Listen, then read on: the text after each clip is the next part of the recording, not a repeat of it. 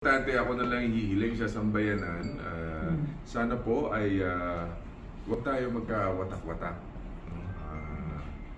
Alam ko may mga panig na may init ang ulo ngayon at konting lamig po, isipin na lang natin yung kalagayan ng ating mga kababayan.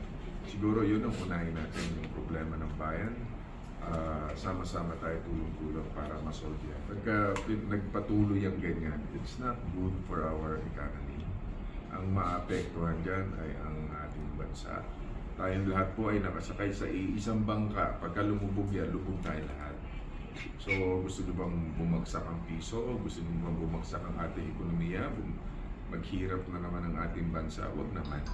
So, sana po kung makakukuha natin sa magandang usapan, ay pag-usapan na lang. At ang ating mahal na Pangulo ay bukas naman ng tenga sa lahat at maghandang makinig.